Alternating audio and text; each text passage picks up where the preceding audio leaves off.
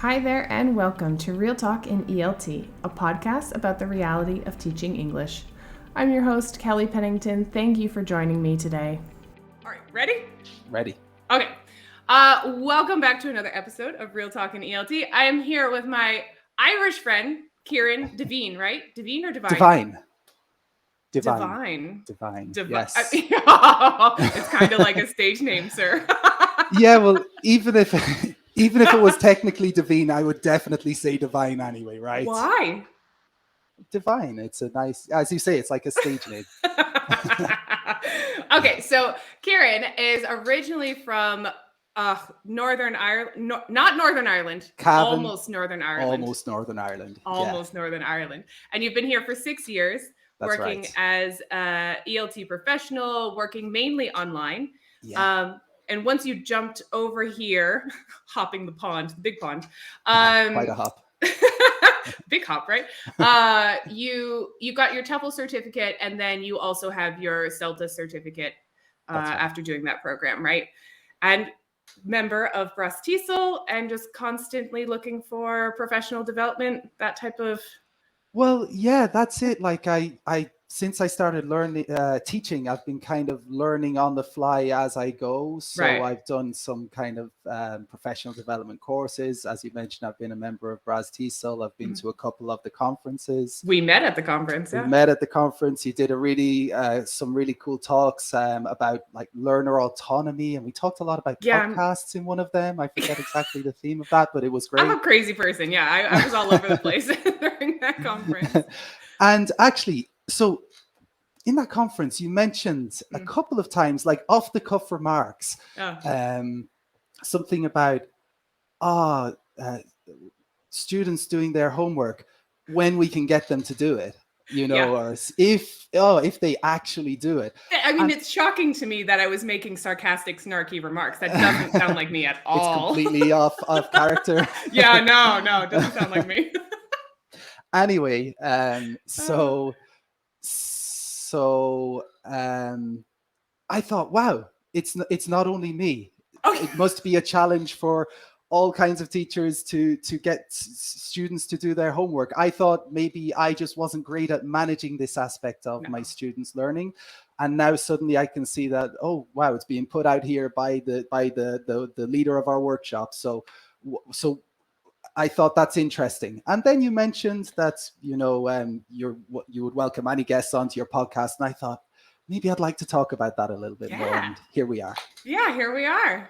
All right. So let's see what we can get into. Because I do think homework, well, the reason that we met is because we work both with business English people, adults primarily, business English. And so we have this challenge of the characteristics of adults is that they're busy. You're a dad, like I'm married, I've got a house, I don't have kids because I don't think I could even handle that.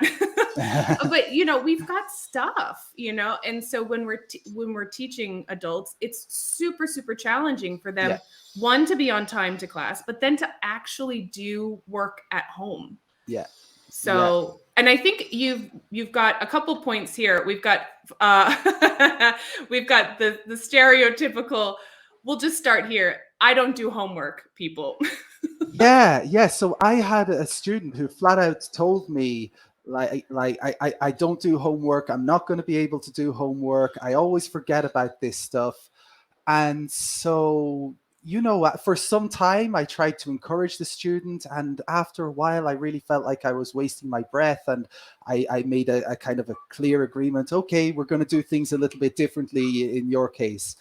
And so I just wondered, what do you think about that? Would you just flat out agree with a student who doesn't want to do homework?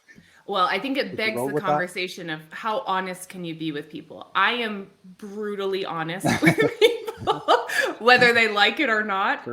It's kind of one of my characteristics.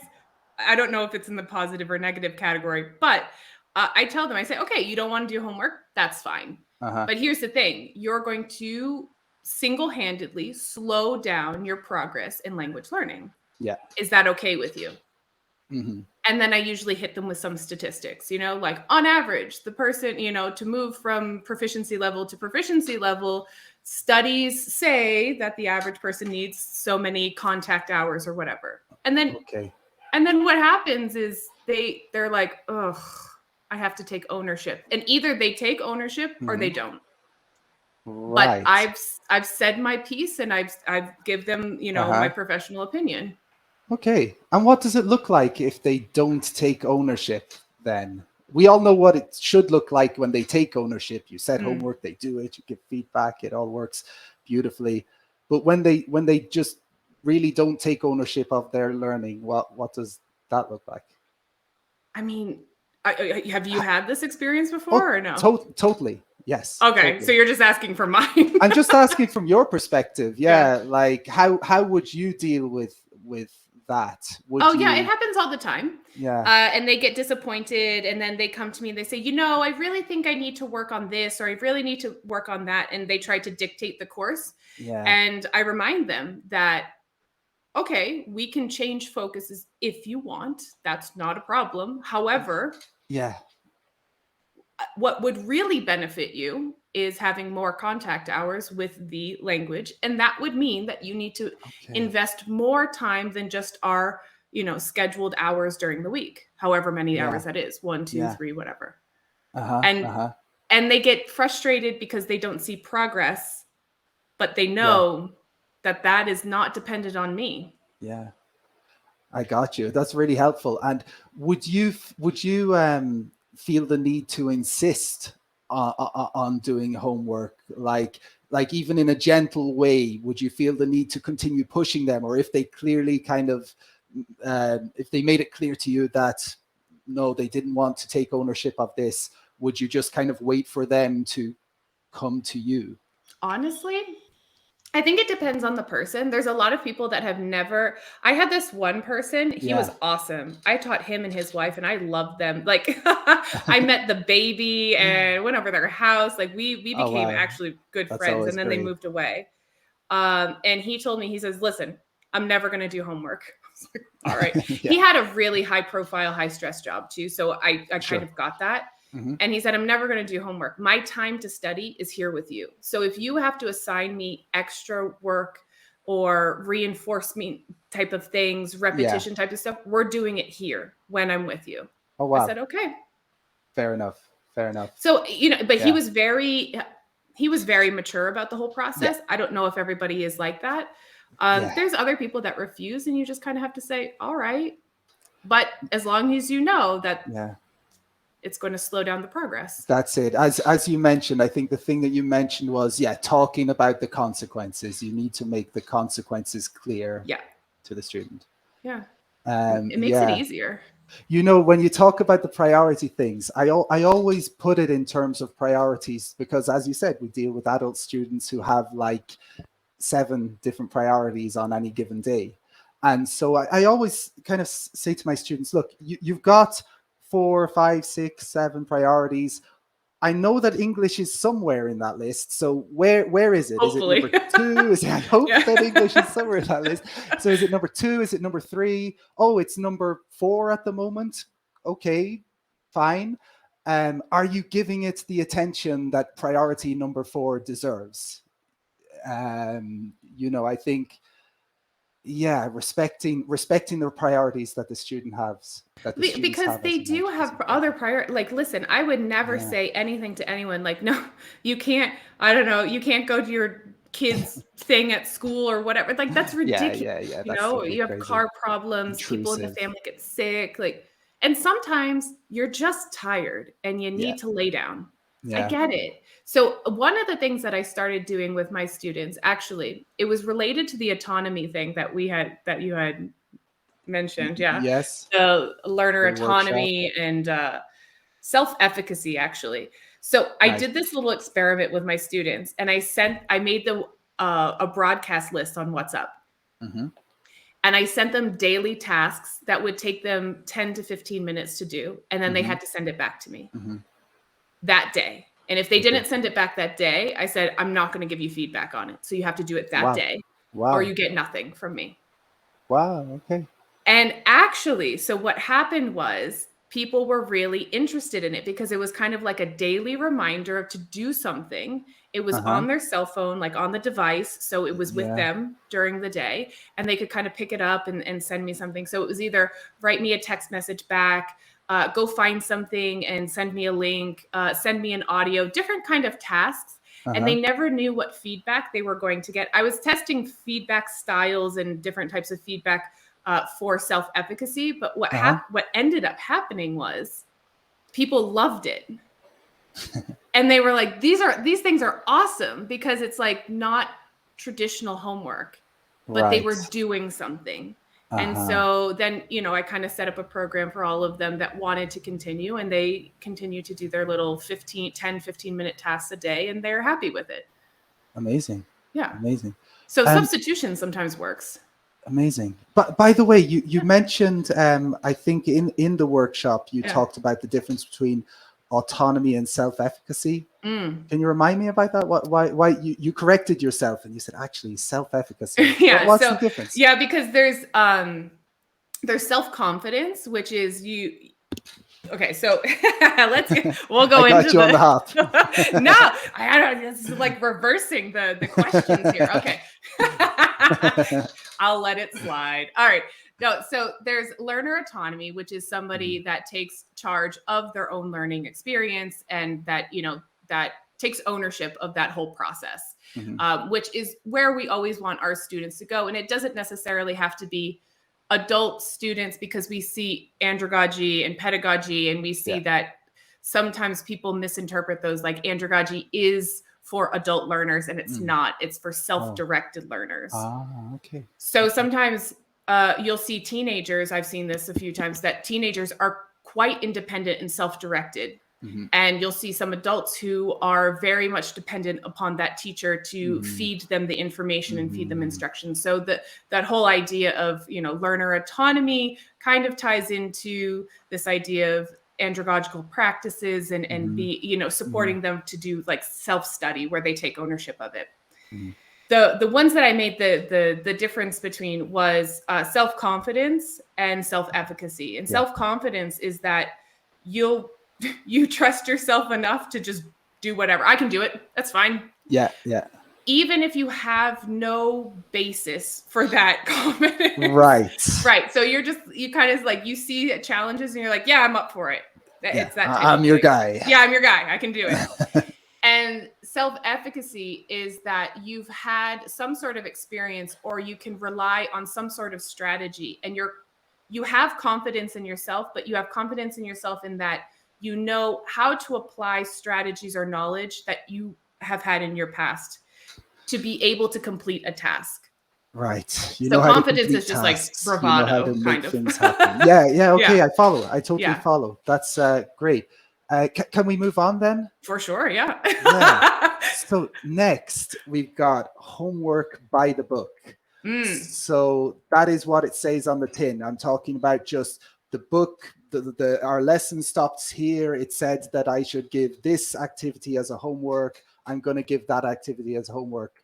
Things like gap fills, multiple choice questions that may be included in the homework or in the course book. Right. How helpful do you find that kind of material as homework? I think it depends. Like gap fills, multiple choice questions, we're testing in that situation. So for example, if you have, again, it depends. If it's a transformation exercise where they're doing grammar and then they have to, I think it's useful because they need to reproduce and that have that repetition, because it really does help.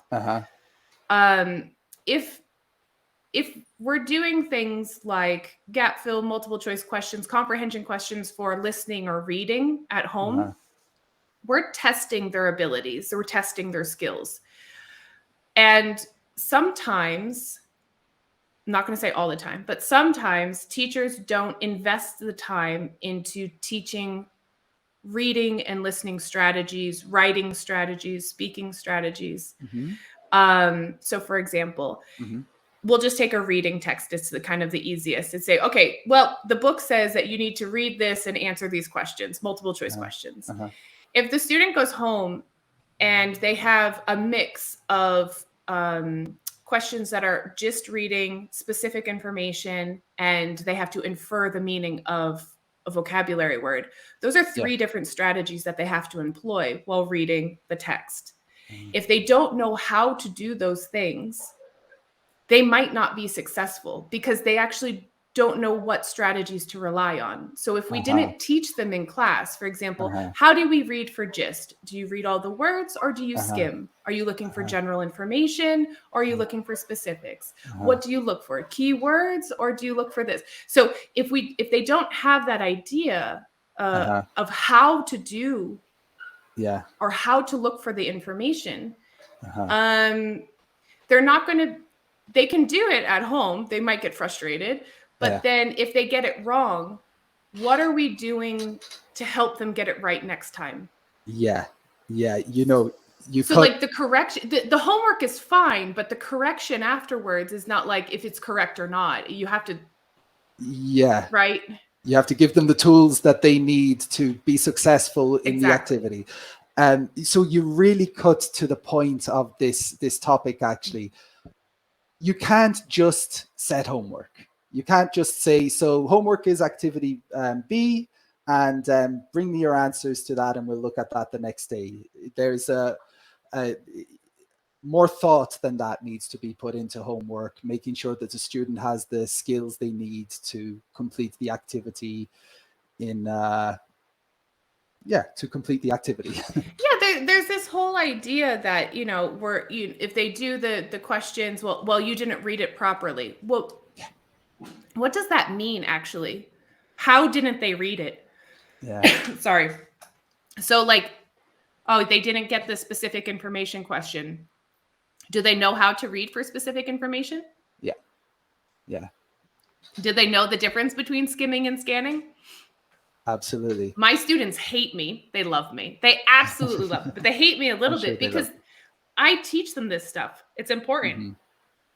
And does that take up a lot of time in a given class? Like, do you dedicate a class to making sure that, okay, in this class, the objective is make sure that they can skim read because they're going to need to do that in the homework, for example? I think it's kind of progressive. Like I just kind of integrate these things over and over. It's just in my, I don't know, it's like in my teacher DNA at this point. So like when I see an activity, I'm like, oh, okay, so they need to do this. So what skills do they need to be able to do that? Great. Okay. So then I just ask them, but I've trained them beforehand. So now I don't really train so much. If I get new students on the rare occasion that I can fit people into my schedule, I like the beginning part of the course is usually kind of slow, but it's because I'm giving them all of these skills. Like one of the things that I learned last year when I was doing my Delta and I was working on some of these things, especially I was looking at reading and writing skills. They really interested me because people nowadays don't really like to read or write. And I was like, so, all right, let's look at these. And one of the things that I found is constant idea that we have these skills in our native language, but they don't necessarily transfer in our second. So sometimes we know how to do these things, but sometimes either we don't know or we don't transfer them or employ them when we're learning a second language. So we really have to highlight that and make the students aware. Like you do this normally in your L1. So like this is how we're going to do it in L2 also. And they're like, oh, but it's not something that's just a natural. I get you. It's right? like using discourse markers, like amazing, fantastic, that's great news. Something to give feedback during a conversation with somebody. It's something that you just take for granted in your own language, but in a second language, we always see students forgetting to do that. Or me speaking Portuguese, I often can forget to do that. Oh yeah, absolutely. Whenever my students, the business people say, oh, I just want to practice my presentation with you, they always forget to signpost, which is, first I like, and like the transitions between things, which they do so naturally in Portuguese because I've Uh-huh. seen them do it in Portuguese. And then it's just like, oh, okay, no, it's fine. It's not that they don't know these words or phrases. It's just that they forget from anxiety or they haven't practiced. So some of these things we just have to, they know how to do it. They know the words. We just have to remind them, or they know the Absolutely. strategies. They know how to read things. We just have to remind them. Absolutely. And when it comes to reproducing language from the lesson in homework, is that a point? Is that a point that you try to hit on in every single lesson? Like, we learned these 8 words. I want to see these in your homework. In homework, no. I mean, I hope that they Yeah. use them in future productive purposes, like Yeah. writing or speaking. But I also come from the understanding that everyone has their own style of Yeah. speaking, and just because Uh-huh. you know a word doesn't mean that it Yeah. naturally fits into your, you know. Okay. I've never heard it put like that, but I get it. And I feel that, yeah, it just feels a little bit fake to say you're going to talk about this topic and you're going to use these 10 words to do it. Yeah, I mean, okay, we need them to reproduce, and we need them to use as Yeah. many words as possible, and having a vast vocabulary is obviously Yeah. Yeah. important. But there's words that I know that I don't naturally use because it's not part of my own Yeah. personal Yeah. style. So what I usually do for these types of things is like, oh, we want them to reproduce. I'll put a post-it on, I'll tell them to put a post-it or like a sticky, like electronic sticky on Uh-huh. their computer, make a post-it or whatever of things that you think you can easily integrate into your day-to-day conversations or speech. Uh-huh. And then if you use it 3 times, you can take it off the list. And Oh, so then okay, they do cool. that throughout the week. And then whatever's left over, they try it for another week. And if it's still there, it's like, okay, then we kind of look at it and say, well, is it because of the situations you're in? Or is it because that this phrase is uncomfortable? It's like clunky for you. Uh-huh. If it's uncomfortable for them, then just give them a substitute and then see if they can Yeah. integrate that one in. Okay. Do Okay. you know what I'm saying? Because Oh, not, yeah, yeah. I don't use, I'm sure you don't either. Like, we don't use all Of of course the, not. yeah, it's weird. Yeah, yeah. And sometimes there are even phrases that come up in a lesson that I'm looking at it thinking, is that how we say that? I would never say that. But Yeah, when you think exactly. about And it, so, it's and that's fine if somebody else can say it, and I would yeah, totally understand what they're yeah, saying, but I would never use that. yeah, And I think yeah, it's just personal style. yeah, absolutely. I love it. That's really helpful. Let's. Keiran, I love how you like switched this, that you're interviewing me. I warned you. I warned you I was going to do this. No, I thought we I, were going to have a chat. I'm like on the spot, turning red. Here we go. Okay. You've definitely got a lot more to say than I do on this stuff. I only humbly bring you my experiences and my questions. And my next one is my second least successful strategy with regards homework. No, maybe my least successful strategy with regards homework. It's called a list of links as long as your arm. Okay. And not long after I started teaching English, I thought, okay, so students need to have a lot of day-to-day contact with the language. They need to read more. They need to listen more. They need that input. So if I give them a huge variety of resources and links and places where they can get that content, they're going to love that. They're going to use these links and they're going to practice English 30 minutes per day doing that. And it just did not work out like that at all. It never does. It never does. And so, do students want or need a mountain of resources? Students want it. They want well, it. they think they want They it. think they want it, right? They think they want it. I think this is, you're probably your experience too, that they think they want it. I offer as many resources as they want. However, I do put stipulations on that. And I say, I don't want you to do all of these. I want you to find one that works for you. Uh-huh. So I want you to try them, because I don't live with this person. I don't have this person's routine. I'm not inside this person's mind. I really don't know what works for them, what doesn't work for them. So I usually give quite a lot in terms of links and resources and books and materials and things like that. But I always kind of put it in their court and say, find what works. Find what works. Because if you're going to spend, 10, 15 minutes a day, hopefully a little bit more than that, but at least 10 to 15 minutes a day, it has to be something that motivates them.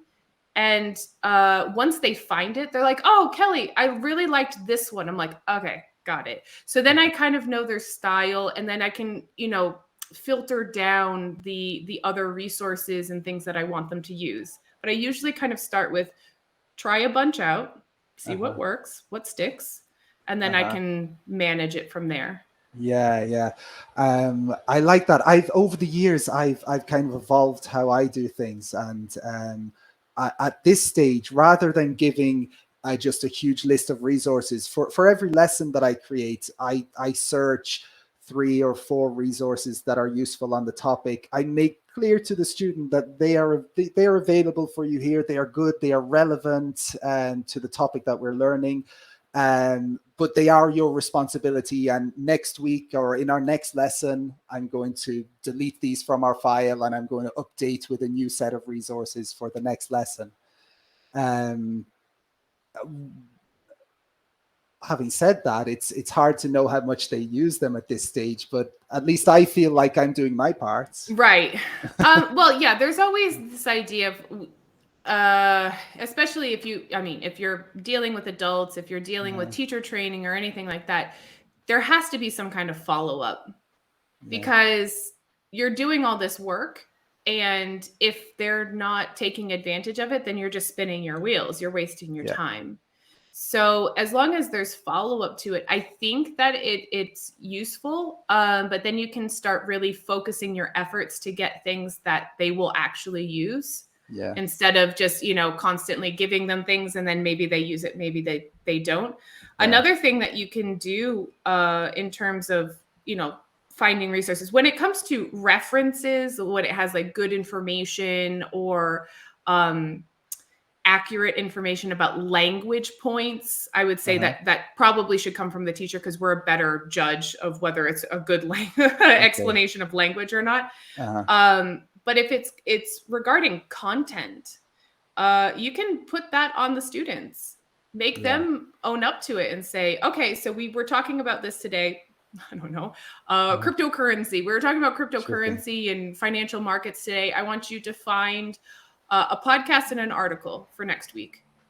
And so make it their responsibility, because then they'll have to search in English. They'll have to kind of filter out things in English, find good references, good sources of information. And I mean, it's again, another task that they have to do for maybe 10, 15 minutes a day for a couple of days to find references. And that way it takes a little bit of the burden off of you, because teachers are like, as much as we like to think we are, we're not the only source of information, and we certainly cannot provide all perspectives to the students. So they should be looking for different perspectives, and they'll certainly find different resources than what we look for, which is good. It's a good thing. Yeah, and it leads well into the next topic, which is the idea of forced accountability. And we have a beautiful picture of Arnold Schwarzenegger with his angry... I'll have to put it. Can I even tell you that my husband and I watched Kindergarten Cop the other day? Because it popped up on Netflix. I was like, it's not a tumor. Do you remember that? No, see, it hadn't even occurred to me. I didn't even think about what... I was like, it's probably Terminator or something. No way. It's Kindergarten Cop. He was the kindergarten teacher. Got it. It's so perfect. I'll put it on the episodes. So if you're watching... So Arnold is screaming, do it now. Was that an Arnold impression? No, forget it. I don't know. But, it was close though. You went a little to Austria. I went a little in that direction. So I bring this up as another experiment with creating learner autonomy that was really unsuccessful. Well, in some cases successful, but largely unsuccessful. Keeping a homework record, kind of, and not only a homework, an English practice kind of record. Are you getting your daily practice in? Put a little tick or a little X in the box. And I say it was largely unsuccessful because really the students who were already pretty good did a great job with the English practice record, and the students who already had problems with learner autonomy just kind of came to every lesson saying, sorry, no, sorry, no, sorry, no. So what do you think about the idea of keeping a record in this way of a student's practice and homework? I don't know. To be honest, I'm kind of I when I reflect on like who I am as a teacher, I'm kind Mm-hmm. of like which is ironic, but like this like kind of chill, like hippie, like yeah, it's cool, whatever. Like Uh-huh. that's kind of my vibe in the classroom because I'm an adult. My students are Yeah. adults. If I want to do something and it's a priority for me, I take full advantage of it and I'm all over the place, you know? So I'm like on top of things, getting everything done because that's just how I am as a person. Yeah. If they are not taking full responsibility for their learning, I mean, we're teachers. We're not psychologists. We're not, Uh-huh. like I hate the idea of like the coaches and all of that type of stuff. Uh-huh. That's not our job in this whole scenario. So how am I going to influence somebody, especially I teach 100% online. How am I going to influence somebody through a screen to do what they're supposed to do day in and day out? And I don't know the reality. I know a little bit, I know about their Yeah. family dynamics, but I don't know what goes on day to day. I don't know Uh-huh. about their relationships and stuff like that. So I typically say, listen, your responsibility. I'm here to support you. And if you need anything, like people will send me messages at midnight, 2 o'clock in the morning. I'm messaging them back. I will help them endlessly if they ask for help. Mm-hmm. But they have to be the one that initiates it because I really feel like the learning process is individual. I'm just there Yeah. as a support. So Yeah. I You're don't right. really take like you had here the hard ass teacher. I'm not a hard ass teacher. I'm kind of a softie. Right. I'm a softie. That question's in there. Have you ever? I'm sure you must have talked to numerous students over the years who have said something like, I need a teacher who is tough. I need a teacher who is. I need a hard ass teacher. Have you ever spoken with a student who said that? No. No, I've had that experience a couple of times, to be honest. I need a hard, Really? and I don't consider myself to be a hard ass, by the way. But I've heard that, and so my question was: do you think that students really want a hard ass teacher? Do students want a teacher who's coming down tough on them, who's making sure that things get done in that way? Maybe some do. Yeah, it's I mean, maybe possible. some do. But I think I really think it depends. I think it's so individual. Like Yeah. if so I'm very motivated when I'm angry. So if you make me angry or if you Uh-huh. offend me in any sort of way, I'm the type of person that will scorch earth down to prove you wrong. Okay. That is Kelly. Don't Like offend Kelly. offend Kelly, Okay. everything gets done. So but this is truly what happened. So Uh, I was talking to a friend the other day. He said something and I was like, that's aggressive, and I got pissed off. And then because I was asking for his professional opinion on something and it irritated me. And then I got a lot of stuff done and I was hyper productive. uh, So I'm motivated by proving people wrong. When uh-huh. people doubt me, then I'm Uh-huh. like, oh, okay, so that's fine. I'm going to prove you wrong because I have high standards for myself. Yeah. That doesn't work for everyone. Uh, I know that is unique for me. yeah. Yeah. So I don't know if people want hard ass teachers. I'm not really, to be honest, I'm not sure. Some Yeah. people want to have, a comfortable environment. Some people need the strictness. I'm sure some of them do, but I think most people, you know, paying what they pay for a private English lesson, they want to have an enjoyable experience at the end Right. of the day, you know. Hmm. Um, yeah, and thankfully, this is a story of me over the years having these experiences, trying something out, and then leaving it behind. So this idea of the English practice record and keeping a record like this, it is something that I've left behind, and it brings me on to the last one, setting meaningful homework. And again, this is something that you talked about in your workshop at the Bras TESOL conference.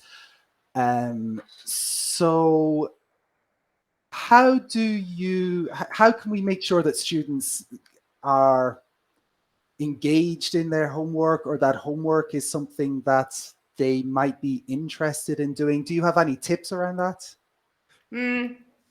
I think you have to do a pretty significant you have to do a really good job at doing a needs analysis. Yeah. And I think that it really starts there for me. Yeah. In terms of what's meaningful for this person. I think as you develop a relationship with your students, and as you get to know them a little better, know what their priorities are, know what they think is impactful, even if that's not what they necessarily need.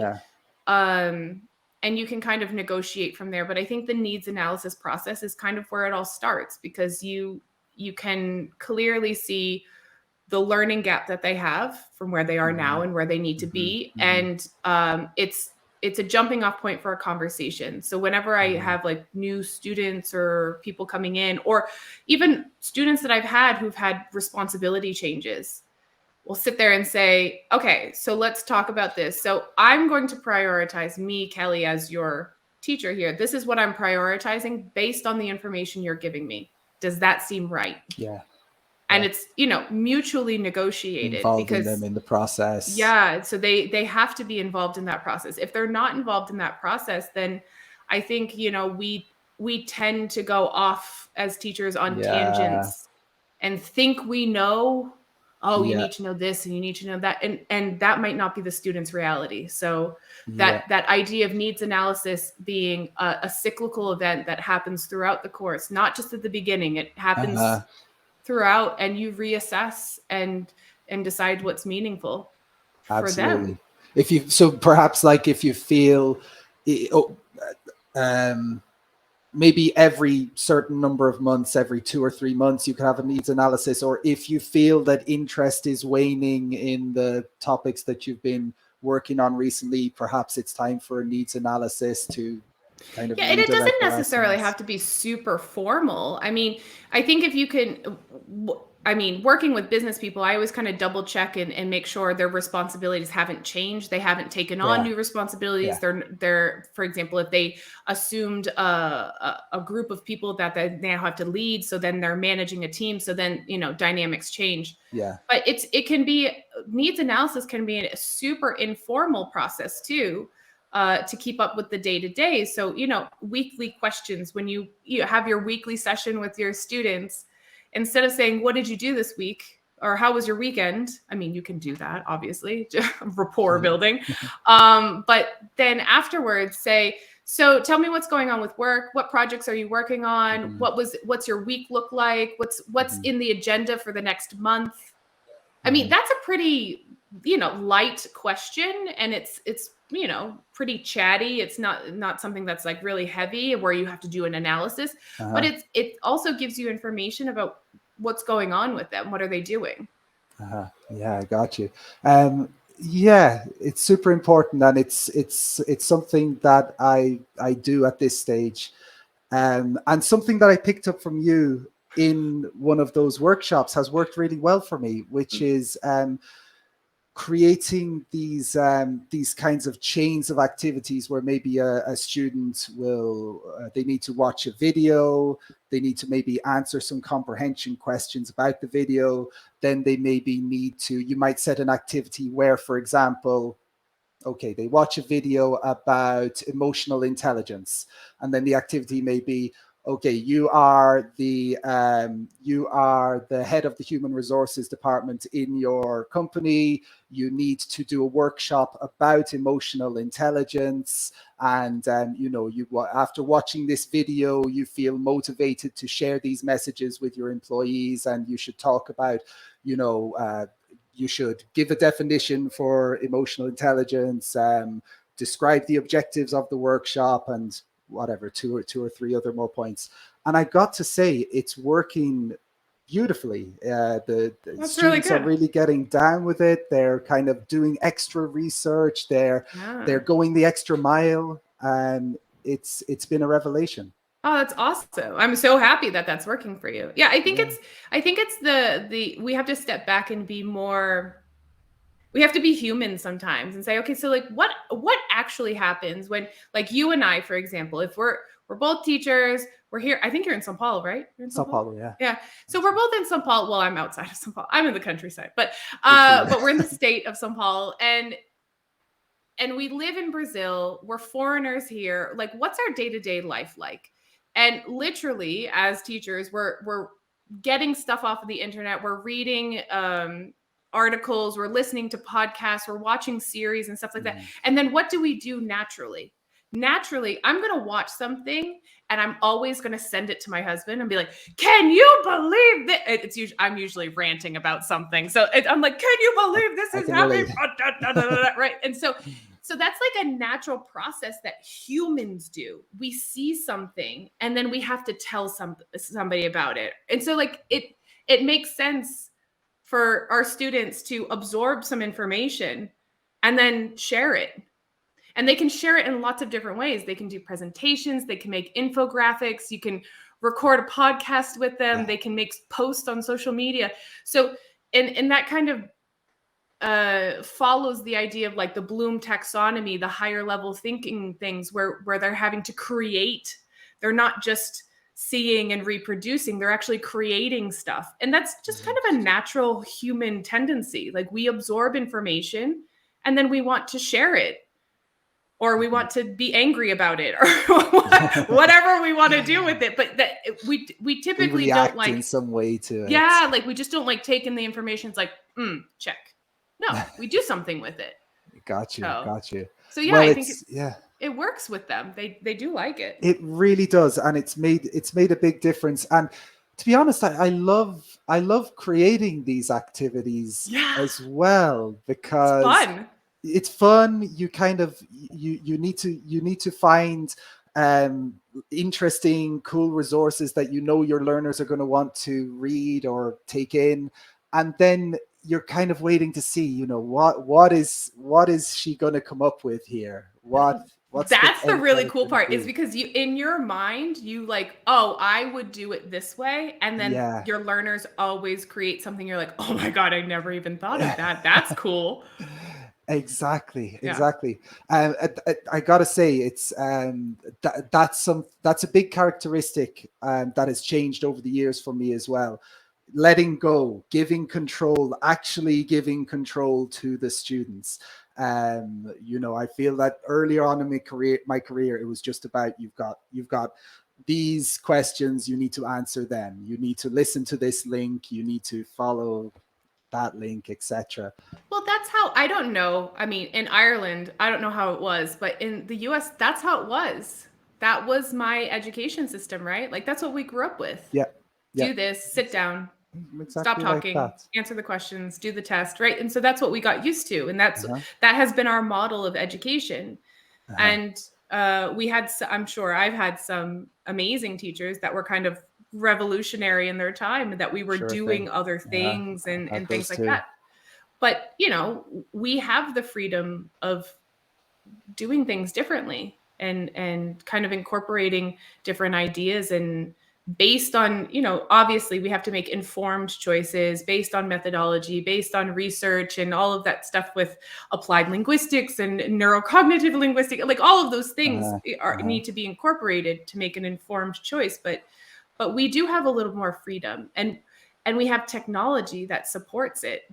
So we can literally, sometimes you don't even have to create a lesson, which is really, it's so nice for us, but we can just sit there and say, okay, so we've read this information. What's the best way of sharing that information? And let them do it. Just let them do it. Wow. And let them create something. And then, of course, you're there. It's not like free for all. Of course, you're there helping them and supporting them and saying, oh, here's a good resource for that. And let me help you with this because it's better to say it this way, and supporting them with all the things that they need to do. But just letting them interact with the language and interact with the world that they have going on. It makes a lot of sense to me. I could be totally wrong too. Well, I mean, that's not the conclusion that I was going to drive at. I could be totally whack job gone. we all could, but I gotta say it has certainly worked since I've started giving them that kind of freedom to just take control of what they're going to do.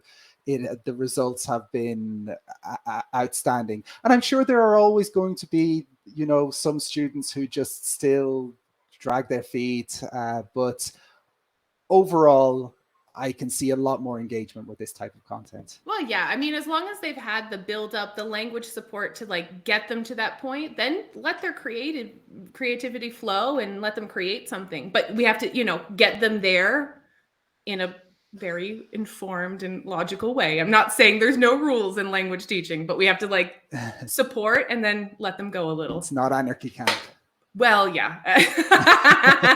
Anarchy camp would be awesome. Sounds like a lot of fun. This has been just a little flavor of anarchy camp today. Thanks a million for... I feel like after some of my podcasts, I'm like, oh God, people are really just going to think I'm a nut job.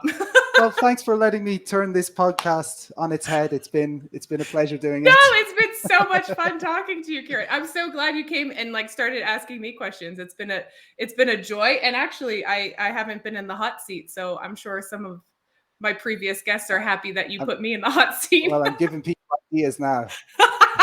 Yeah. Yes. I would love to get people on just to stump me. Brilliant. It would be quite easy, actually. You're doing great work on the podcast, I Thank gotta you. say. And I listened to you've got one other episode about homework at least. I do. And it's really, really great. Only one, or have you got any others besides? Nope. I just did that one. I took a little, well, I was doing the podcast for a while last year, and then I took a little break because I had some personal issues and then got back into it. So it's kind of taking off now where I'm actually recording and posting things again. You're doing a great job. You're doing a great job. Much. You've got a great voice for radio too. Audible chocolate. It's such a bizarre thing. People have said that I've had a nice voice. I don't know where that comes from. You do. That's half the battle. Oh, it's good. Well, I'm winning half the battle at least. Well, thank you so much for hanging out with me. And of course, you're welcome back anytime to chat about anything else that's going on. We'll have to get I'll some take you up on that. Jameson at some point and car bombs in Foam Hall. I think we got to do one of those types of podcasts, right? At some point we should I should get like a drinking podcast together of all my whiskey drinking friends and just wow. Yeah. Okay. I feel like it will be really impactful. I want the RSVP on that one. Yes. Okay. Deal. Thanks a million, Kelly. Thank you. It's a great pleasure. Ready to join the conversation? Head on over to Instagram at Real Talk and ELT Pod or at Kelly Pennington ELT and send me a message. That's it for me. Take care of yourself, your health, your vibe, and your tribe. Until next time.